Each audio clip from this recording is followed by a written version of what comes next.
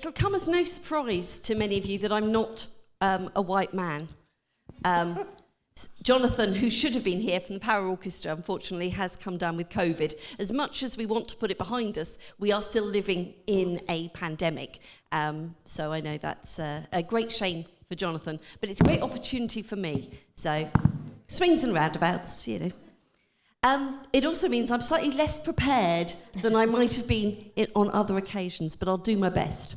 So I'm going to do kind of 10 minutes to start off with, just on what Unlimited is and also what ambition and quality mean to us. So Unlimited began with the Cultural Olympiad back in 2012. It was part of the bid to create something that would do for disabled artists what the Paralympics did for disabled athletes, to shine a spotlight, to invest, to give heightened resource. At the end of London 2012, it was decided by Arts Council to create a programme, a commissions programme that would continue that work. A tender was put out. I was part of a team that won that tender, along with Shape Arts and Arts Admin, and we ran as a programme for 8 or 9 years. Last year, we took the bold step of becoming an independent organisation, relocating to Wakefield, which is not that far from Bradford. Nice little easy drive in this morning. And we're still doing the same thing. What we're doing is investing in disabled artists to create exceptional and amazing and incredible work until the rest of the cultural sector does. We don't want to be here. We shouldn't have to be here. There shouldn't have to be a programme that is specific for disabled artists. Disabled artists should be embedded in everybody else's programmes, residencies, commission processes, activities, years of whatever. Disabled people make up over 22% of the population. There has never been a time when disabled people have made up anywhere over 12% of any sector of the cultural, any part of the cultural sector. I think the latest Arts Council statistics are around 8% in some areas. So we don't want to be here. And our ambition, if we had to state our ambition is to close. When everybody else steps up, when everybody else gets the message that a fifth of what you're doing should involve disabled people directly, not just audiences, but artists, participants, writers, directors, producers, not just at the very kind of lower tier of, passive spectators, but actually as creatives as well, and leaders and, visionaries within the work that you do. So that's our ambition. How we measure that is actually really hard. I promised I won't swear. I'm going to try really hard not to swear. It's really hard to kind of measure that shift. There are still many disabled creatives who don't own the word disabled, who fear it will damage their career prospects. So, aren't necessarily out and about around that, and that's absolutely their right to be so. But it does make gathering that data often quite difficult. Quality is a whole other area. How do we judge the quality of what we fund and the quality of what we do? I think the first thing I'd say, for Unlimited, there isn't a single definable measure of quality. It's entirely dependent in terms of an artwork and what that artwork is, the genre that it's in, the relationship that it's in, and crucially, what the artist intends that work to do. That's how we can measure the quality of it. It's about, have they achieved what they set out to do within that piece of work? And quite often for us, it's not always, the artists that we support, it's not always about making a brilliant piece of work that gets loads of bums on seats. Quite often it's about engaging with a couple of key venues who've ignored them for a really long time. Or it's about using enhanced resources or a level of resources they've not been able to access before to stretch into increased production values or a way of doing something that they haven't been able to afford to do before, with a level of care, perhaps, that they haven't been able to put in place. Sometimes that nature of what an artist wants to do is about stretching into a completely different audience. I'm thinking about Bobby Baker, who's at Leeds 2023 as a co-commission that we're doing there. Very much about embracing the new elements of social media, which for an older artist is a real interesting and vibrant area being able to kind of take on. So we define quality in relation to something that's really specific, defined by that artist or that company themselves. How do we define quality in terms of what we do as an organisation? We go back to our values. So our values are, we're unlimited, and by that it means we don't want to be tethered by preconceived notions of how things have to be done or what disabled people can do or expected to do. We value equity rather than equality, because we think different people need different things in order to progress forward. We value artists, so putting them front and centre within our processes rather than way down the line. And we're radical, which is quite a difficult word to choose because it has some negative connotations. We couldn't find anything that we felt described what we wanted to do better, so we stuck with radical. And we also really struggle with, are we being radical enough? Are we making enough change? Are we challenging enough? But when we say radical, we mean we will ask the difficult question. We will provoke. We will nudge. We will, hopefully with a smile, try and push that change agenda as much as we can. For many disabled artists, actually being an artist is a radical act. Being a disabled artist is ambitious. You're told from the point, literally, of diagnosis that you will have to limit your ambitions. I always wanted to be a Blue Peter presenter. I'm delighted there will finally be a disabled Blue Peter presenter coming up soon. That's just like amazing. I'm gutted it's not me. I think I'm now too old, I believe, to take on that role. But there's something that's really important about that representation, about being able to see yourself within the sector that you want to work in. So to be a disabled artist, you have to already discount the stereotypes and discount the negativity and push that away. And we say that 22% of the population are disabled people. They're not having an easy time. A third of all the deaths from COVID have been disabled people. It actually meant the numbers of disabled people dropped for the first time ever last year. They've gone up this year because of long COVID. More people have joined us. Yay. Disability hate crime has gone up. The employment gap between disabled people and non-disabled people is 29%.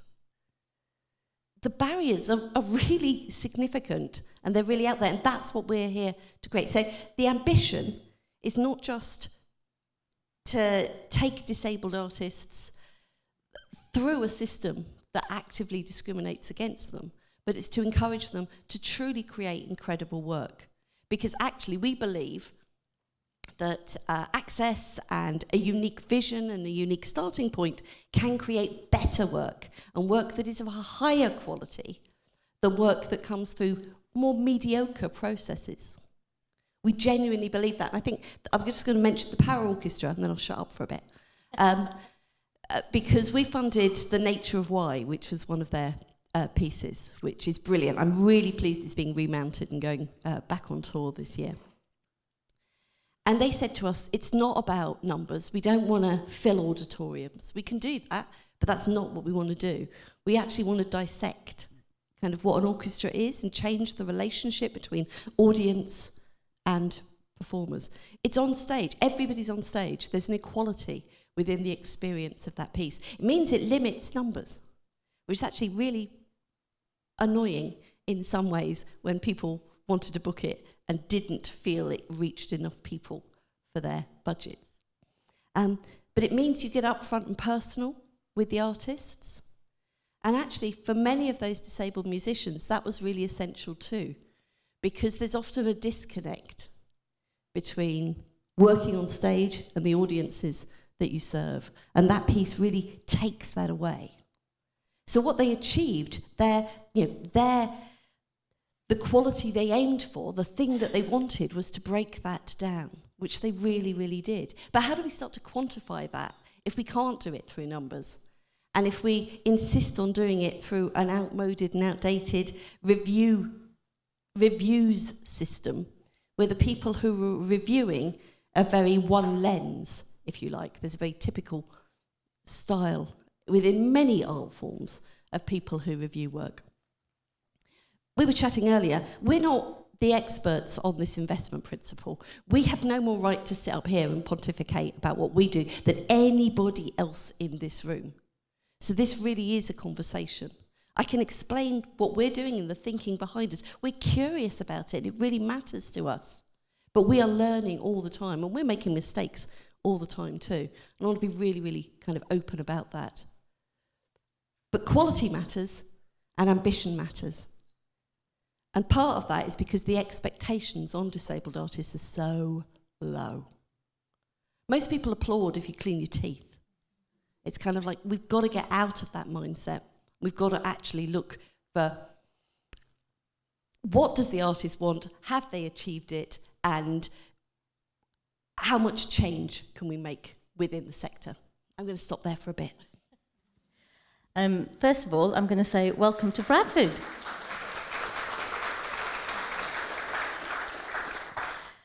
Jo has very kindly stepped in to join me in this conversation. This is a conversation. And we both of us wanted to give you an introduction to our organisations, our approach, and what it is that we're trying to do. How I follow what Jo has just said, when I agree with everything, and our approach at 2025 is from very much that perspective. Some of you have heard me speak before, so some of you know some of our themes and what our approach is, but I'm going to start with, it's taken Bradford 20 years to get to this point. 20 years. And when we say City of Culture, we say Bradford, UK City of Culture. Because often, it's UK's over here and Bradford is over here. And we all know the narrative that if you say you're from Bradford, there's like, really? And then there's that story of, well, you don't sound like you're from Bradford. You don't look like you're from Bradford. You don't behave like. So my question was immediately, so what does somebody sound, look, or behave like if they're from Bradford? And when the bid was put together for City of Culture, for the UK City of Culture, I'm going to keep reiterating UK City of Culture, because UK's here, Bradford's bang in the middle of it. Literally, bang in the middle of it. When we were pulling the bid together to be UK City of Culture, we knew that we, first of all, had to convince ourselves.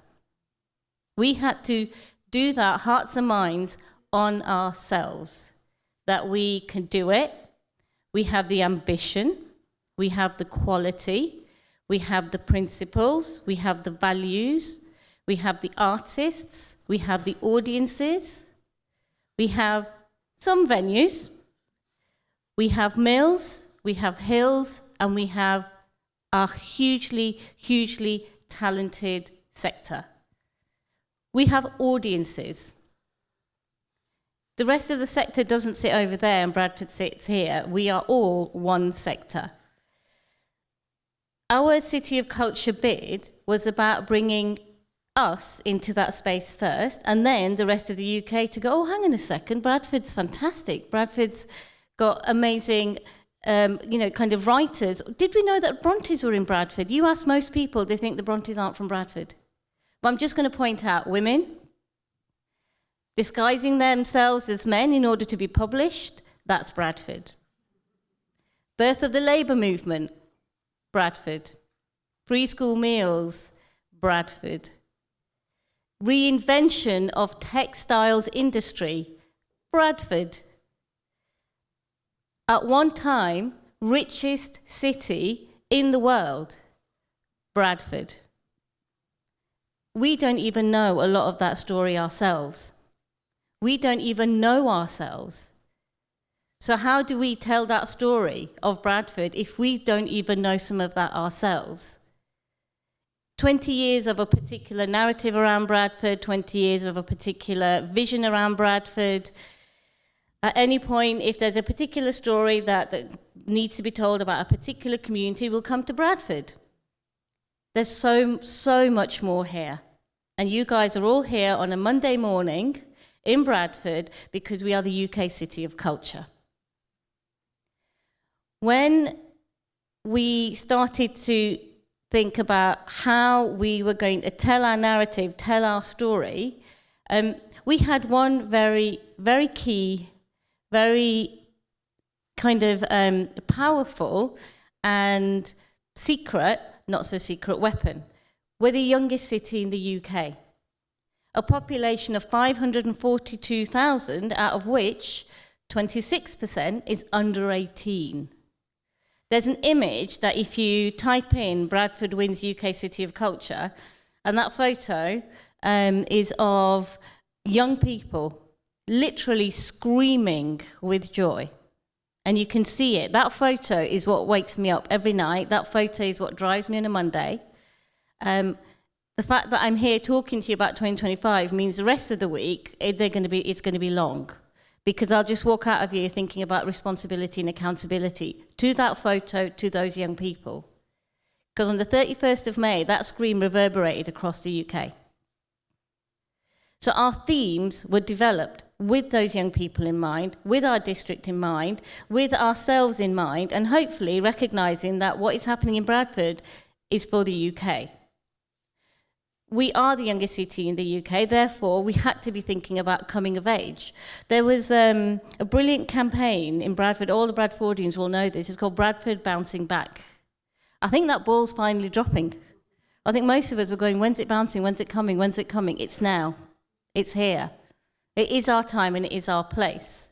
So it's a coming of age for Bradford, it's a coming of age for our young people, and it's a coming of age of taking risks. Calculated risks. So if you've got a theme that says coming of age, who should actually deliver it? Is it going to be me at my age going, you know what, I've come of age? Well, one thing I will say to our young people, and I'm going to ask a question, everybody in this audience, who has actually come of age? Had a feeling that that would happen. I was at an event last week where someone actually put their hand up and says, I need to talk to you. Because I'd love to know at what point you decided. But we're all coming of age. So that ask of our young people and that invitation to our young people is also, you don't have to have it figured out at 18. You don't need to know. You don't need to hold all the answers. It's a journey. I'm still coming of age, but I'm not going to deliver that theme. I'm going to work with a group of young curators, young people of Bradford. Give them the framework, the infrastructure, work with some of the fantastic talent that we have in this room, and I'm looking at all of you, Bradford and National, but also giving them a framework and a structure, not a straitjacket. It's not about tying anybody's arms and them going, I have an idea. You might not be what you want, though. What I want them to be confident and strong enough, and for me to, and my team to have created that space, is for them to say, I have an idea, I think you're going to love it. So no need for apology. Which brings me to our second theme. And during the bid period, it was everything is connected, but I always talk about it as STEAM, science, technology, engineering, arts, and maths. We all need the access to our imagination to be able to see ourselves outside of sometimes from where we start. I would say that most people who are sat in this room wouldn't have thought that they would be doing what they're doing today. But you needed to be able to see it to be it. And your imagination helps you do that. Our young people are not getting arts as part of their curriculum in the same way that we did growing up. So how can we kind of remove how can we kind of allow the imagination and the access to the imagination to be removed from every single day that our child is at school? So we need to be seeing ourselves as STEAM-powered. Science, technology, engineering, arts, and maths. It makes a fist. Fingers break if they're by themselves, don't they? A fist very rarely does. So art sits at the heart of absolutely every single thing, day in, day out. The clothes we wear, the food we eat, the programs we watch. It's not just about the art galleries. When you talk to people, they go, yeah, but art's in the art galleries, art's in the theatre, arts is this, arts is that. It's not. It's absolutely everything we live and breathe day in, day out. You cannot take arts out of the way we live. So STEAM-powered. If I get to the end of 2025, and hopefully, you know, everyone's kind of going, yeah, science, technology, engineering, arts, and math, it's not STEM, I'll be like, okay, I've done my job. That's it. There's a whole host of young curators, young artists, they're out there. We're seeing arts sat at the heart of everything. I've done my job. But that does bring me to our third theme. Third theme is City of the World. In the introduction, I talked to you a little bit about how Bradford sees itself, but also Bradford's history. We in Bradford need to tell our story better. Forget about shouting about it. We just need to tell it. We need to tell it better. We in the arts need to talk about us and tell our stories better. Not just shout, but actually tell them better. What we've seen happen over the last couple of weeks, the team playership and the team mentality of the sports sector, that's been phenomenal to see. We are that as well. Support each other, be there for each other, collaborate, and encourage change. We're not just a city of the world for our history, but we're also a city of the world for what this industry, the wool industry, allowed when it came to the invitation for people like my parents. Communities exist in this city as a result of industry. So we're not just the past, we're the present, but we're also the future. And our final theme, how many of you came in on into Bradford Interchange? It's not the most beautiful station in the world. I have decided to embrace and love the ugly, and I've decided that I love Bradford Interchange. That's quite hard. I know, most of you who came in know this. And I think somebody else must have had a similar mindset, because some of you must have seen that now rather nice graffiti. Still don't know who did that rather nice graffiti, but there was a scrawl. It didn't look like that before. Believe me, it was just like somebody had gone, and I'm not going to swear, oh, I forgot my girlfriend's present, it's her birthday, I told her it would be here, I know, welcome home sexy. That'll cover it. But actually, that's our fourth theme. We are welcoming home every difference, every person who thinks slightly differently, lives outside of the box, is a bit quirky, inventive, innovative. We embrace the challenge and the ugly within ourselves. Look at the society we're living through right now, and look at what we are living through right now. There are so many challenges, but we have to find a way of seeing some of the opportunity within that challenge, because otherwise it gets really hard. You just look down all the time. If you look up in Bradford, you actually see Bradford's history and Bradford's background. If you're just looking down, all you can see is your own feet and the puddles you're about to step into. So I'm asking all of us to look up, like that person did who thought, I'm just going to welcome my girlfriend back. I won't get into trouble. I've said welcome home sexy, and everybody's coming in on this. This is our DNA. Bradford recognises its difference. It's challenging, it's pushy, but we had to spend that journey 4 years during the bid to see ourselves and to recognise ourselves. And that's where we are today. Delivering the UK City of Culture 2025 is about ambition. The ambition in that bid, I kid you not, that drives me. It's not fuel in the car, it's the ambition in that bid. Quality, that question of whose quality, who determines what quality is?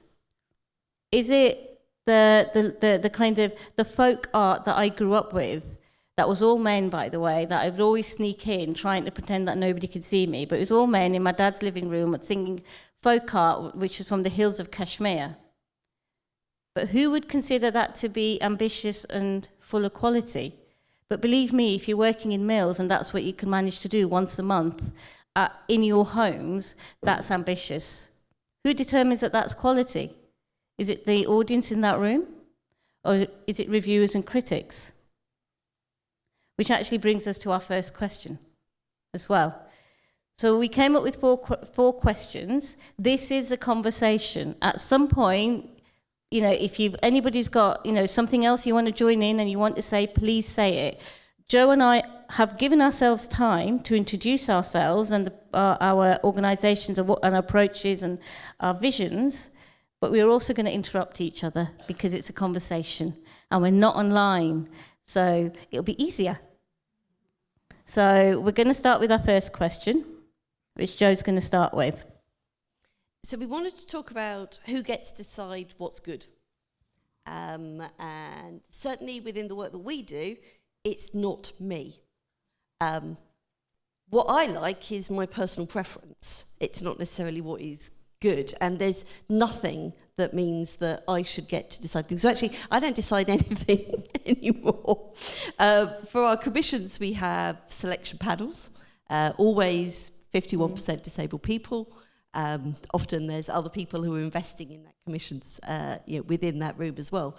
Because actually we think a group of people having a conversation are going to come up with kind of better decisions than one particular individual who's going to bring all kinds of stereotypical and bias into that. But I don't know many programmers who are prepared to give away that power. And I want to know, how's it going to work in Bradford? Well, when I said to Sir Phil Redmond, I went, basically, we're going to hand over that theme to young people. We're gonna not. It's not a sink or swim moment. We're not going to say, here you go off and do it. It goes back to what I said. It's kind of giving them space, giving them structure, not a straitjacket. We were talking about this earlier. Supporting them. It's not a case of you're going to do it because we want you to do it, and you're left on your own to fail or succeed. Yeah. Failure is part of it. You kind of, we don't, when we learn to walk, we fall and then we get back up again. When we're starting out in our careers, we make mistakes. Why is it when we kind of try and create opportunity, whether that's for young people, whether it's for diverse leadership, it's almost like you're not allowed to fail? I think you're right, that support is critical. We started off, as a programme, we started off with just commissioning the work, and we thought the work would change the sector by itself. And what we find is that it didn't. And we now have 5 strands. So commission is our kind of core strand, it's what we do. And then we have develop, connect, support, and change. So develop, connect, and support are the ways that we can develop and support artists and connect them with the sector, and the way that we can develop and support the sector to connect with the artists. Everything is about changing the sector. That's where that one kind of fits in. So I can legitimately be here under my change agenda. I lead on change. But it means I can count the time that I'm here. It's not something I have to squeeze in. It's something that's critical to my role, and that's been really important for us. You asked me a question earlier. Jo asked me a question. She said, when do you think we'll have created the change? When do you think we'll have seen the change? Do you think you've created the change you wanted to see? And that's a really interesting question, because I think when you've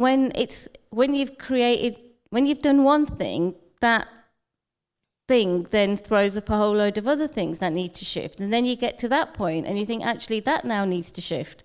And I really thought about that question, and I thought, and Jo said, so when did you start creating change? I said, I think from the moment I was born into my community, into my family, into a country that wasn't where my parents were born and brought up, and that change it's every single day. And I think that links back to the who decides if something is good? Who decides if change is enough? Who decides? If you ask me, it will never be enough. It will never be good enough. If I look back, I can see that change has happened, but I can't judge it myself because I'm too angry. It's too far away from where I think things should be. So I don't think I've done anywhere near enough. I don't think that things have shifted enough. I think when you start thinking, what does change look like and what is it? And the reason why when you're in the present, you can only see change when you've looked back is because in the present, you can only see what still needs to be done and what still needs to be shifted. It also brings us to who decides what change, who decides when it's the right moment for that particular change or transformation. It also brings us to, we talked about critics, reviewers, quality, ambition. That's what we're here talking about today. It also brings us to power balance. Yeah, power's absolutely vital. For us, handing over power to decision-making panels was a really key step. But I think they make ridiculous decisions sometimes. I think they're wrong. But it's absolutely that panel's decision. And you can't hand over power and then take it back again. Do you think the power balance is right? Well, that's a question I think every single person in this room is going to have a different answer on. Do I think the power balance is right? I think it's constantly shifting. The question is, what is power balance? Is it about influence? Is it about, because the power to influence isn't the same as holding the power. We were talking earlier about the fact that us being on this platform immediately makes it look like that we're the ones in charge with power, decision making. And yes, in our current roles, yes, we are. And in current roles, that's our duty and that's what we're responsible for and that's what we should be doing. But that decision making isn't us by ourselves. It has to be collaboratively. But also there's kind of little rings around that too. So I've now got a reasonably powerful job within the disability arts sector. Never been employed outside disability arts. I've gone for other jobs, never got them. So I can be powerful, but I'm only allowed to be powerful within my little patch. You know that there's no such thing as a male artist, yeah? There's no such thing as a white artist. Yet female artists exist, South Asian artists exist, black artists exist. The ones you can get the books on. Yeah. And you're lucky. Disabled artists, we haven't even got a book. He's like, we're so far down the pecking line, we're not even there yet. But it's funny, but also not funny, isn't it? Because, we were talking earlier, and I said I would love for that moment where we're not saying female artist, we're not saying brown artist, we're not saying disabled artist, but unfortunately, we need those labels right now in order to help create the change. It's what you were saying right at the beginning when you introduced yourself. It's about almost making unlimited obsolete. It shouldn't exist. And it feels like in order to kind of get to where you want to get to in your career, very reasonably, might I add, very reasonably, you must enter the room with your label. But actually, we should all just challenge stereotypes, full stop. We should all, if there's going to be a book on female artists, I'd like to say, who's up for writing a book on male artists? And which of those male artists would say, actually, yeah, I really want to be in that book? It's about perspective. It's very much about perspective. Our perspectives, whether we are, as an artist, if you are a woman, a man, South Asian, disabled, your perspective is what creates your work. Yeah, and you can have multiple lenses, and you can twist your own little Rubik's Cube to showcase any of those at any one time. Some people say if I don't talk about disability all the time, then I'm being inauthentic. And it's kind of like, no, but I'm not just a disabled person. I'm also, a mother, a grandmother, somebody with a dog, somebody who really likes Death in Paradise. I'm all of those things. I'm not just one thing. And it's not inauthentic to embrace those other facets of my identity. I can't put down disability. It's inherent. It's part of my identity. But it doesn't mean that it's the totality of my experience. I think one of the key things for us in Bradford is our intersectionality. We're incredibly intersectional, and it isn't always visible. We're just living it and we're being it. But actually, again, it's going to come time and time again back to telling our story and telling our narrative. For once, we have power. 20 years it's taken. I'm going to keep saying this. We finally are seen to have power and influence in Bradford. We were talking earlier about how many of our colleagues in the sector have travelled up north today to be part of this debate. And people have come from Bristol. I know how far away Bristol is, believe me, and my best friend lives there as well, so I know. And it's really interesting that not enough of our colleagues from London have made it up today. And the trains are running. So it's really interesting as it's a perception of where power is, how long power lasts for, because 2025 is 1 year. It's 1 year. And 2025, it delivered in the middle of Bradford's 10-year strategy. The council wrote, "Culture is our plan." Says it on the tin, on the front. Great to have it in the middle and not at the end. Exactly. Because once 2025, the year, culminates, we still have life after. That's a responsibility. We created a bid that looked at that responsibility. We are delivering a year that is looking at that responsibility.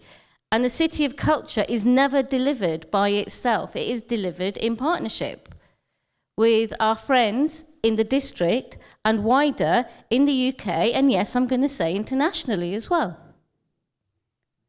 So we have a responsibility.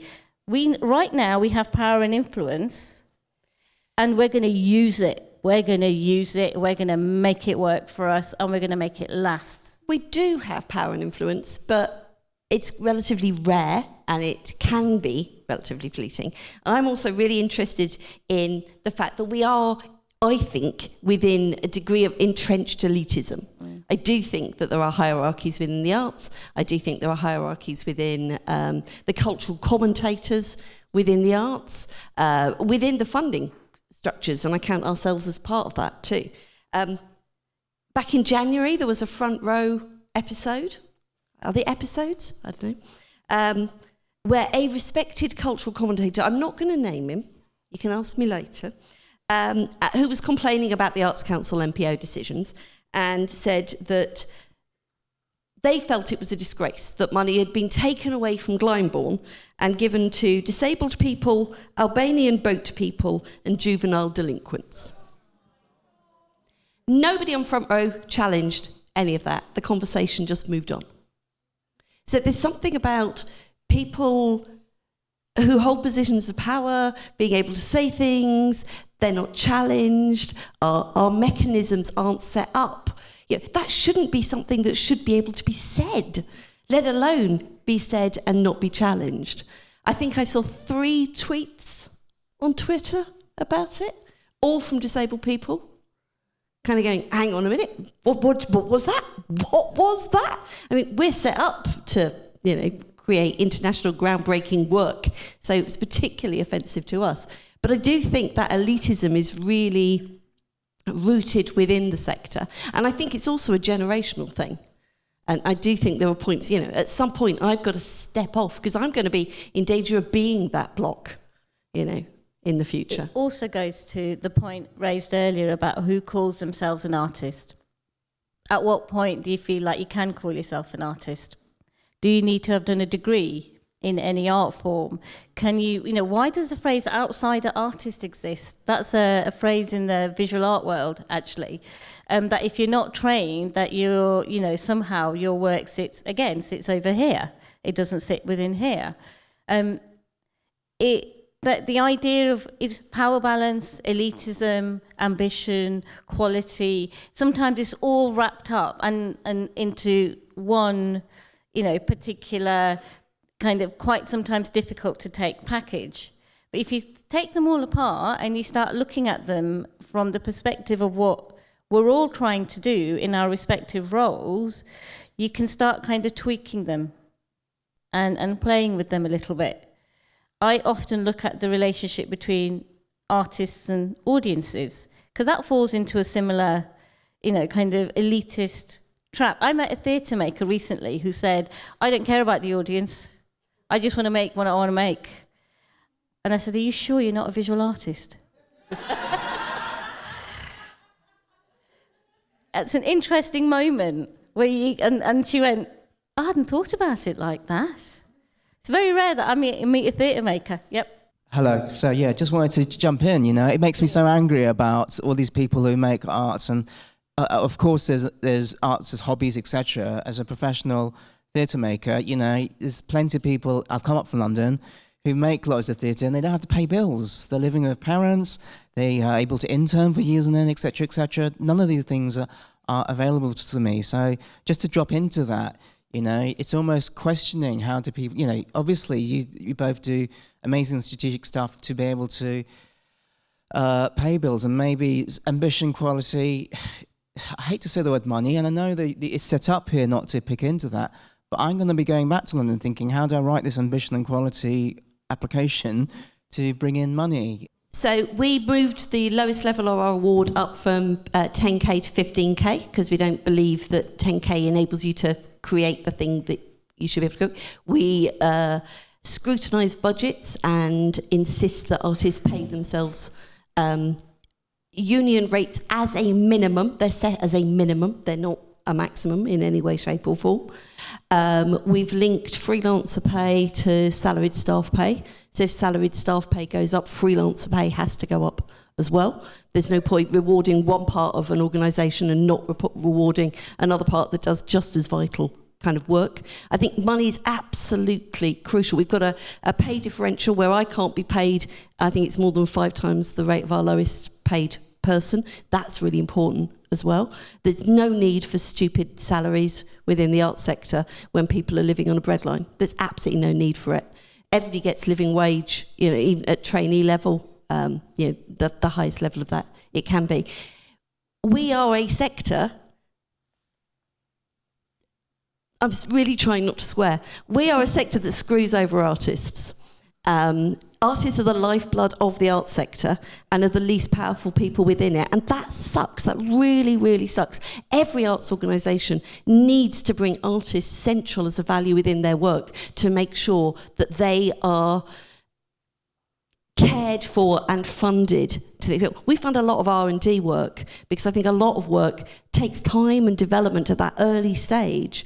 In order to then reach the audiences, it needs to be tested out. It needs to be seen, is there an audience kind of for that? But money is central. And in answer to your question, the very first thing that we did in 2025, the very first call out we did was to our artists in Bradford, starting again where it lands and matters the most at the beginning for us, is for them to actually have time to write the brief, to write the proposal, to respond to the themes. So not saying it's a lost leader. You're talking to an artist who's been a freelancer for most of her career. I've been on the hustle since the moment I started to practice, because we talk about the hustle, but we don't really, we all go, yeah, we all know it's the hustle. But how many of us actually really know how the art sector works? How many of us know the ratio of applications to success?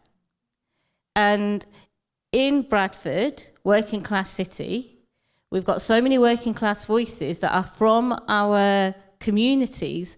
A lot of them can't afford to do an art degree now. 50, 60k debt, and you have no idea how, when you graduate, how do you even enter the sector? Forget opaque, there's just nothing there.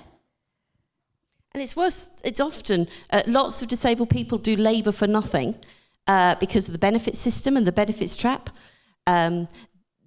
So many artists on universal credit who are penalised if they go a penny over what they can potentially earn.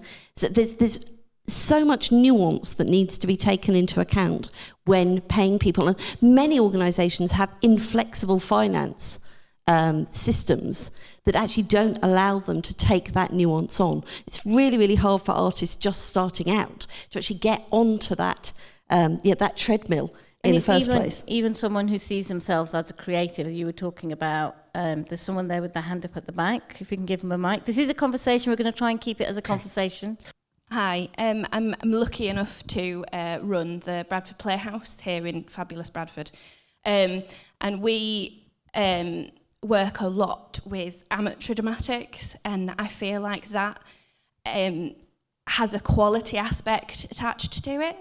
And what I want to say is that it's fantastic that people who want to be paid are paid, but I think it's also a massive thing, especially moving into City of Culture, that the people who work in those mills, who still work in those food factories, who work town planners, all sorts of fabulous volunteers, and people who want to be seen as artists, but also that's not their primary job, that's not their primary role in life. And like you said about your father in the house once a month and how hard it is to do that, I think we need to start concentrating on the fact that that has a quality and has so much ambition and is sometimes 10 times harder.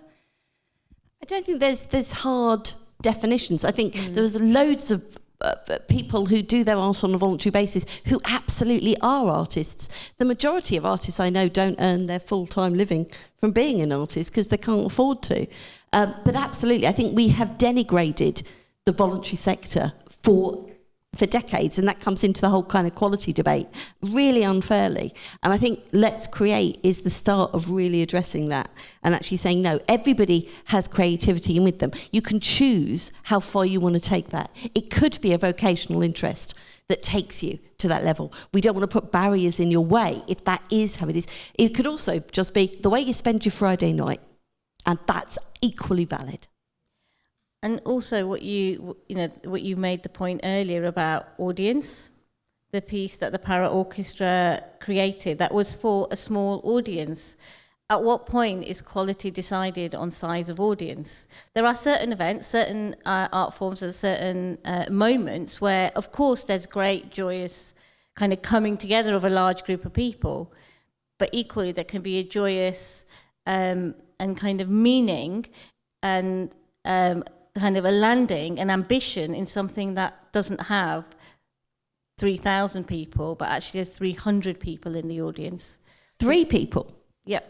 So we need to start kind of giving that right and opportunity to all, different ways of experience and different kind of scale of experience. From a UK City of Culture perspective, something on a street can have meaning and scale. Something in somebody's street just as much as something in the mirror pool can have meaning and not have to be absolutely massive. Turning that idea a little bit on its head, what has meaning and what has spectacle, what has scale and what has depth. Being a lot more playful with it all. Next question. We can see nothing here. It's just lights. Yeah, we can. We can do that. We can be your eyes for it. Hi. Oh, Jesus. Coming back to the who gets to decide what is good, I love when we talk about young people, and I think probably 10 years later, I was thrilled and getting really excited about the fact that, I'm part of the young people group, but now it gets me a bit anxious at the same time when we talk about giving power to young people and hearing those voices. How do we, or how do you manage to find a balance between giving power to young people, but for that power not to become something that enhances the gap between young people and the elderly that are also kind of like a non-heard voice? And I don't know if I'm explaining myself properly. One of my colleagues in the audience is probably going to say, Shanaz, normally you explain coming of age much, much better than you just did. which actually is that coming of age isn't just about our young people delivering that theme, but creative aging. I'm really interested in creative aging because actually you start aging. My mum always goes, why do you celebrate your birthdays? Because you're 1 year closer to, to getting older and getting more, kind of more fragile, more vulnerable, closer to, to being less able. Which I'm like, all right, that's a fair point. But I'm not going to be thinking about that at 18, 19, 20, 30, 40. I'm going to start thinking about that a little later. But we start aging, and therefore, at what point do we start thinking about creative aging? I'm really interested in cross-generational work. I think it's incredibly important to value all generations in our communities. As we get older, yes, we've had an entire life lived, but everyone still has aspirations, still has ambitions they want to deliver. Might not be change of world order, might just be the change that they want to see in their street. So my invitation to our young people is actually to work with all our generations, to actually work with the older generations and create that very much like cross-generational link. I just didn't explain that theme as well as I normally do. But I do have a question as well that you said that, is that your main anxiety? Because you said you were anxious about it. Not my main anxiety, but definitely one of the sources of anxiety is, kind of like, because I'm in that middle where when people talk about young people, I'm like, yeah, I'm young, but then they see me as a mom. They call me like someone that is older. And so I can feel that gap of like, I'm not wise and old enough, but I'm also not young and fresh enough. So what the heck? I feel it. I feel you, yeah. I should say that in my experience as well, people come to the arts at all kinds of ages. So there are people who are young artists at 40. It's at what time do you emerge? The phrase emerging art, Lubena Himid, she should have won a Turner Prize. I mean, Victoria Ryan, Veronica Ryan, again, at what point do we emerge? We scrapped the word emerging. We used to have an emerging artist scheme, and so many people were getting offended by it. It's kind of like, no. So we look at small-scale awards or large-scale awards, and actually, a small-scale award isn't about just an R&D. It could be, but actually something could just be under 25k. A large-scale award could still be an R&D, but it could be a bigger process, a more expensive process. And the things are a lot of the ways in which we quantify the arts, young artists, emerging artists, R&D, they are nonsensical, and we're creating boxes that just tether us down rather than actually empowering us to be more creative. I think also it is about recognising that we're at a point where a lot of working class people aren't coming through traditional routes into the arts. Not just working class people, a lot of people from marginalised identities. Absolutely. And there are other routes, there are other ways to begin to start kind of seeing your creativity, whether you want to deliver it and from a form of self, this is for me, like the artist said, this isn't about the audiences, this is all about me, great. Or you want to actually communicate with an audience and have that relationship with the audience as an artist. Whether you want to work backstage, dare I say it, post-COVID, what's happened to our technical, backstage, our front of house, in art galleries, we've had huge talent loss. If we do not become more visible to those who are interested in working in the arts but don't know how or what or where, but quite like the idea of it, we're going to shrink. It's getting harder and harder to recruit production managers, stage managers, front of house. There's plenty of people wanting to volunteer because they see the value of volunteering and being a part of the arts sector as a volunteer, but they don't see it as a career option. Can we get another question, please? Hi there. I've got a question about how we... So I think the arts and culture have quite a biased and well-established heritage and ways of doing things. And looking at ambition and quality from much more grassroots and perspective and community perspective is really powerful and useful. But, you know, as an organization that's funded by the Arts Council, and perhaps a question to you, Joe, you know, how we're kind of caught in the middle, aren't we, as when you get to a certain stage in our career, where you're sort of talking to the well-established, but also in the middle with what the marginalized communities or emerging communities, however you want to call them. You know, how do we kind of bridge that gap so that we can move forward together? I think in some ways some of us have been doing this for years and years and years, and it's getting to a point, it's getting quite tiring and difficult. But in some ways, Let's Create is an opportunity to kind of readdress some of these questions. But, you know, at the same time, what's the next step? How could we get there together? One of the things our board talks about a lot is how do we, you know, dismantle the master's house when we've just bought the toolkit or just been given the master's toolkit.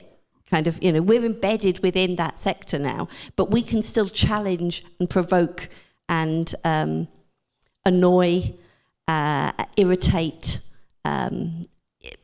galvanize change within that. We have to change the structures.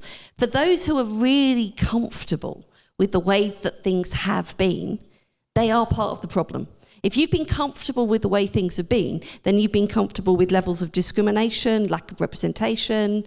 You know, otherwise, we wouldn't be in the situation we are now. So things have to change, and you have to join in that process of change, whether you like it or not. We've decided not to work with people who make us feel comfortable, but to work with many of our partners. We don't look for a values match, which is something you traditionally look for within a partnership. If we did, then we would narrow the pool of people we worked with to people that were really easy to work with. That's not going to create change within the cultural sector. So, because we like to make our lives difficult, we said no, a certain percentage of our partnerships will be with people we don't agree with. And our aim is to push them towards change. And, you know, but also it's not a one-way thing. It's also about finding out why are those ideas so entrenched? What part of them are they holding on to? What do we not know about them? Because if we don't know that, then we can't get people to give up their way of doing something. Is it that it's just particularly financially effective? Is it that it's all they know and that actually it's about broadening, you know, experiences? So it's got to be a two-way dialogue. We can't go into it with arrogance because that's not going to work. But we do have to go into it with an agenda to make change and to be really clear about that and say, you know, this is because we want you to change this. So anybody that we work in partnership with, we go, right, 20% of your programming, 20% of your staffing, what are you doing? Even if we're just like working on a project over here, what are you doing to address those things? We have to ask those questions. We haven't got much time. We've got, I think, time for 2 questions, and I'm going to pass the mic to the person in the second row. Thank you. Just something coming back to what Joe was saying right at the start, but it keeps coming up, is around making yourself redundant or obsolete. I think that seeing change at kind of like an organizational purpose, mission level is quite easy because it's big. But actually those changes, that obsoleteness happens, it's like a fractal. There's all sorts of examples within every process, within every organization, with every transaction and conversation where there's an opportunity to embed the way you work so that those barriers keep getting removed from all those tiny little, whether it's the way you do meetings or the way you set up conversations or the partners that you choose or the artists that you choose to engage with. Every single process can be looked at through that lens. So I think from an organizational point of view, that work is so detailed, as well as that big stuff, like changing the sector, challenging the sector. So it's just something I find myself constantly reflecting on all the different ways that we can try to make that change within every single thing we do. So I thought that was something that I wanted to share. And I think everybody should be looking to make themselves redundant. It's kind of, everything has a lifespan. We get so upset when things close. We get so angry and so, we all spout out loads of guff around it. And it's kind of like, actually, nature, everything dies. It's part of that process. We can't have new, fresh, unless we also have, death. Doesn't mean we don't have to grieve, doesn't mean we don't have to go through some of the rituals around that. But there's some brilliant work being done on, that process, that closing process at the moment. I'd love to see, a third of the arts sector close every 5 years. And death, what death change doesn't, would that death be? doesn't have to be the end either. Everything has a cycle, doesn't it? And everything has a lifespan. And we talk about portfolio careers. If you're a solo artist or an SME, that you have to do more than one thing. You introduce yourself at the beginning as an artist, producer, so on and so forth. And that's about kind of at points you shift what you're doing, how you're doing it. Everything has a lifespan. It comes to the end of its lifespan, celebrate that moment and go, right, what's going to be next? So I think everything you're saying, absolutely. Every way a meeting is done, like Joe and I were both laughing, that we're sat on the right side of each other's hearing need. Anybody stands here next to me, I'm not going to hear you. Joe's not going to hear you, but we immediately were like understood, and we were like, okay, so we're sat on the right side. Good to note for meal times or various things like that. If you're sat this side of me, I'll ignore you. And that fact that you start a meeting by saying, is everybody where they need to be? And for us, immediately, that kind of makes us equal to everyone who's in that space and in that room. Because up until that moment, you have to do the work yourself. So it starts off with that. But that might not just be about a hearing. It might be the way somebody needs to see, the way somebody wants to engage, how we set up our processes, what our processes are, who is going to learn. And I'm talking to you about, we're going through, that moment where we're setting up processes and systems, where that early, in our journey, trying to make sure that we bring different types of learning with us, who's, trying to kind of create that space. So small changes create the big changes. And we never stop changing. Yeah, and it's not just about the quality of the art, it's about the quality of the infrastructure of the systems that support the art as well. Just think how annoying a mosquito can be and the amount of change a mosquito makes. They're tiny. Got time for one more question. I think there's someone further up.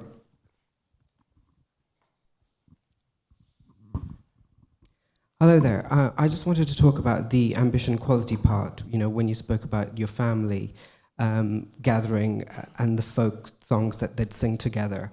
As a South Asian artist who makes work for a South Asian audience that I think is easily ignored by the sector, people like my grandparents, people like my parents, who don't necessarily always speak English. So I make a piece of work that I think will speak to them primarily. And as an inclusive artist, I try and make sure that it's open to everyone else. Now, it might be a situation where not everyone will get what I'm making, and that's okay. And I think that we should allow that, because at the same time, when I take my parents or my grandparents to watch something, they'll come out saying, this is something you should never bring me to. And that's also okay. So I think that that question around quality and who is it for and who's assessing it is really, really vital in this age when we really should be discussing it's okay if this particular audience doesn't like it or if the reviewer doesn't like it, because who the work was made for, they love it. I completely agree. Not everything made is for everybody, and we can be confident in that. Even I have to be honest, even I would come out of those folk sessions going, that's not for me. That's for that very particular audience, but it works for that audience. There are some works, there are some art forms that are very accessible because they're visual. They're outdoors. There's not even that barrier of going into a venue, because even seeing a venue as an art venue as something that is for you. I took my parents to the Hepworth when it first, I think it just opened in the first 6 months. There was a photo shoot. That was the guise in which I get my parents anyway. There's always a reason to get them there. And my mum was wearing a shalwar kameez. And, you know, that's who she is. That's what she wears. That's what she's comfortable in. And as we were walking over the bridge, those of you who know the Hepworth, you know you're approaching it and it's the bridge. My mum's looking at everybody. And she said to me, I don't belong here. And I went, what do you mean, Mum? She goes, you do, because look at the way you're dressed. Your daughter does and your father does.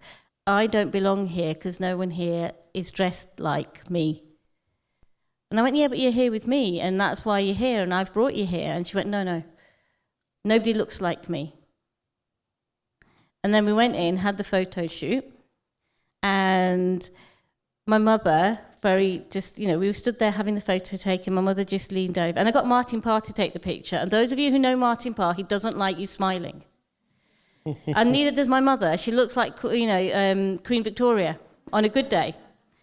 And my mother just leaned over, and there was all these lovely young women from the marketing team taking photos, because sure enough, my mother's the only woman wearing a shalwar kameez. Not just the fact that she's brown, you know, I was there, my daughter was there was a few other people there. She's wearing a shalwar kameez, extra brownie points. And there was these young women taking the photo. And my mum just leaned over and said, you need to tell them I charge. And we have a photo by Martin Parr where we're smiling because we were corpsing. And my dad was mortified. He was like, Martin Parr stood there taking our photo. You're so embarrassing me. And all of you are laughing. But intelligence, my mum's illiterate, but intelligence is not just education. Intelligence is seeing the world. All of us see and interact with the world from our very, very different perspectives. And we need to embrace that. And we need to respect that. Joe, did you want to respond? We've got time.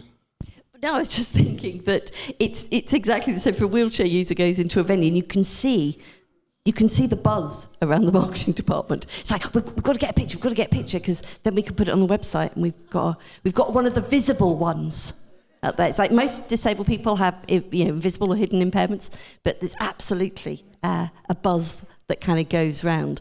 And that tokenization stays with you. It's really hard to get rid of. It's really hard to kind of put down. You don't feel that it's one of the things that really makes you not feel like you belong. And you can spot when those photographs are not an authentic kind of thing. But absolutely, anybody can make art, but not everybody believes they can make art. And I think the job for the next generation of people involved in creating art is to really keep widening that pool. I think it started. I think Let's Create is a great tool for that, but that's only going to work if we genuinely believe it and we genuinely make that part of our core missions. Thank you. Can we show our appreciation, please, for Shanaz and Joe?